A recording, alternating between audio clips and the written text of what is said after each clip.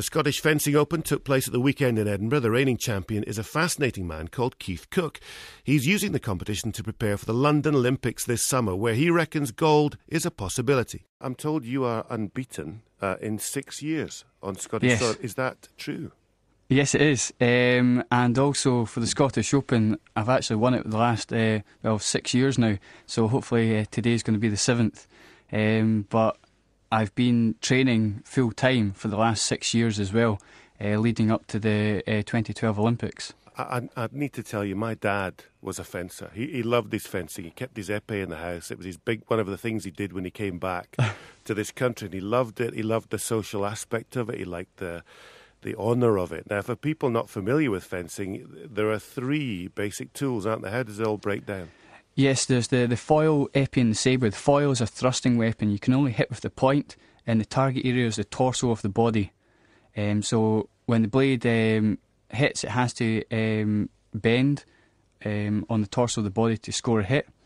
The sabre is the slashing weapon. This was the cavalry weapon, so when they're on horseback, they were able to slash down at their opponents, really, and that's why the target area is from the waist up, so you can hit with the side of the blade and the point, and the target area is the head, body and the arms.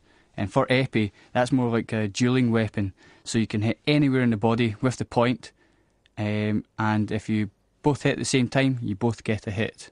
But with foil and sabre, it's a bit more complicated. It's more right of way, so if you're attacking, you get the hit, or if you do a parry riposte, so that's where it gets a bit more complicated. I know this is quite a straight question, but how does a lad from Pilton in Edinburgh become a fencer? I know you're a boxer first.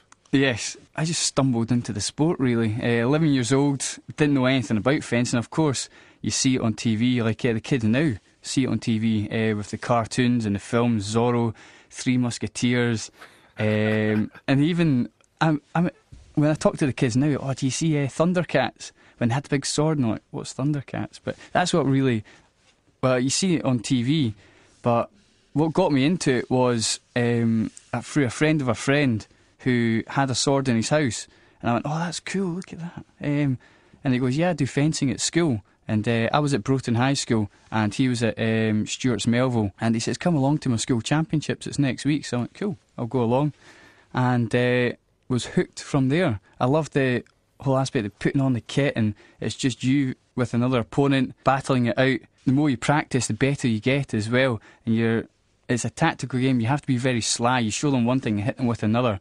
Of course, your opponent's not just going to stand there and get hit, so lots of practice is required, and that's why I do train like 5 hours a day at the sport. So it's a sneaky game, is it? Oh yeah, definitely. Give me an example of what you would do that's sneaky, because I watch it, Keith. I watch it, and it's like ice hockey.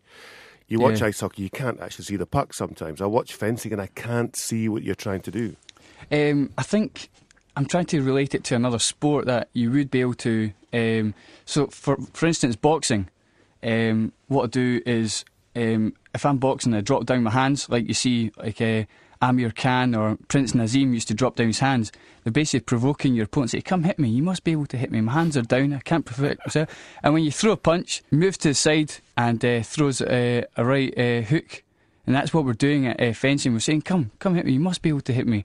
So you're getting in that distance when the opponent goes, oh, I must be able to. And when they're committed, they're most off balance when they're in a lunge position.